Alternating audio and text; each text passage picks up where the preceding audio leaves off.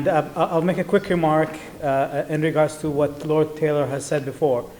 As a technology expert who worked on the biometric side of things, yes, technology does have a bias, but it's not because of technology. It's simply because of the availability of data that is trained upon. And I've used biometric systems from the eastern side of Asia, and they're much better at identifying Asian faces as comparison to faces from Europe or Africa, where it gets them mixed. So it's not a race thing, it's just the data itself that it's used to is much better at that specific accent. The same thing happens when we try a system from Europe, for example. It does the exact opposite. That's just because of the data sets that we're trained upon. That's been the case for decades. AI is no different.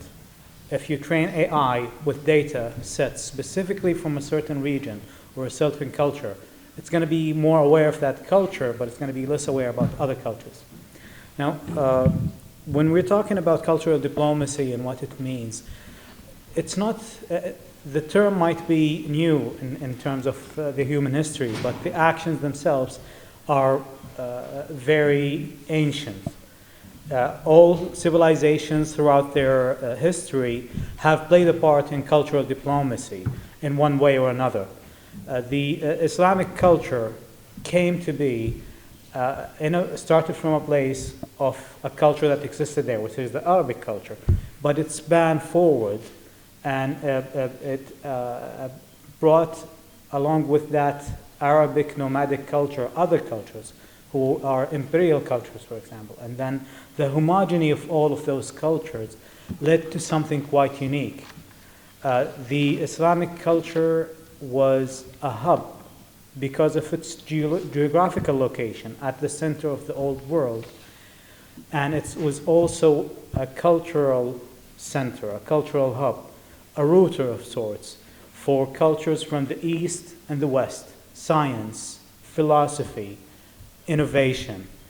They all were brought together in the circular city of Baghdad, or in Cairo, or even in Cordoba. Cordoba was the way forward towards Europe. It's where the elites sent the future parliamentaries, the future leaders of Europe, to learn about the rest of the world and understand what the Asian cultures have to say, what the African cultures have to say. And that was the role the Islamic culture played during its day. Now, Britain did the same during the height of the British Empire. And when we look forward, we see the same thing repeating itself. Now, what does that mean for politicians? What does that mean for businesses? And what does that mean for the rest of the world? Before I take into that, I'll take a segue and talk about Saudi. Saudi, as a culture, is a long-lived culture. It's not established in the 1930s. What was established in the 1930s is what we call the Third Saudi Kingdom. So, but the culture itself has been there for a long time. Now, we chose to have a king, as did the UK. They chose to have a king. You have been taught in school about the history, and there was a period of time where you had a person called Oliver Cromwell who was not a monarch. And then past that, you sit back and had monarchs. So there was a reason why the public chose that path in the UK. It's the same for us. We chose to have a king who is Al Saud, and we follow with them on an agreed upon path for the nation. Now that path had a certain shift in the last 15 years with a new vision that we call Vision 2030. It coincides with the Sustainable Development Goals of the UN. And part of that is a thriving economy and a cultural shift.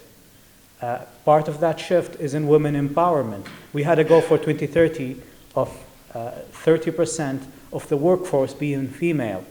2 years back, we celebrated 35% being female. The same thing can be said on all levels of administration and all level of political influence within the country. Our ambassador to the US is a female. There are a lot of vice ministers who are female, and they're shaping where the country goes forward. Now, we were also fortunate to be able to push forward with our digital government. Today, Saudi is recognized as the second world digital government in the world, just behind Estonia. In other words, Saudi has a much better infrastructure for digital government than the likes of Singapore. That should say something. We usually think of Saudi as not that digital forward, but in fact it is. It's a monarchy that is capable of dealing on the same level as a republic when it comes to driving forward innovation. It's not too slow with the center of government. If the center of government sees the value in something, they can push that idea forward. Now, part of that is one digital economy. We believe in the digital economy. We believe we should be on the forefront of that and one of the leading nations on that front. And to do that, we're embracing AI. We're embracing new technologies. We're embracing blockchain. We're looking at what that means for a government to embrace blockchain, to embrace all of this digital change. What is a digital ID? What can be a Saudi digital ID and how that can translate cross-border with other nations? Because the form of identification that's known worldwide is a passport. It's a piece of paper, a booklet with 24 pages. It used to be, looks different, but it has always been a piece of paper that you carry with you to identify since the days of the Romans. Now we got a digital ID. What should that mean? What should that translate to? What power should have that digital ID have on people's livelihood, on their way of movement? All of that is important to be discussed. I think the AI can play a huge role in all of that, but there is also a challenge, and that lawmakers should be very considerate of. There is a cost to all of that advancement.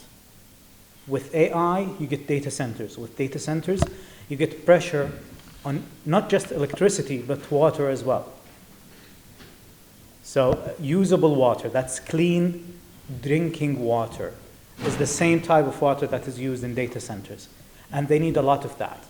So what does that translate to? Should we have those data centers close to people's houses, or should they be further away? How big should those data centers be?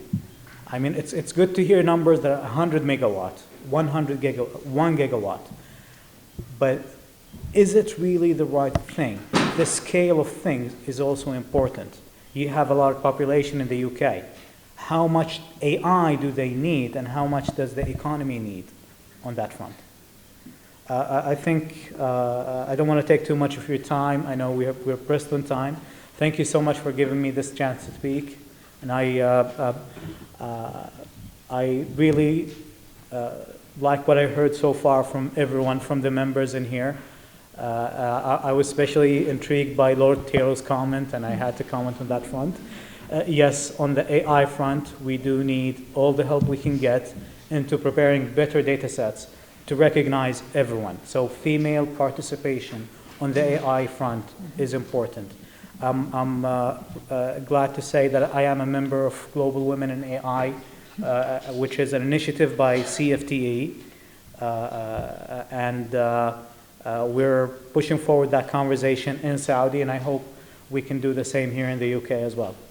Thank you so much. Thank you very much.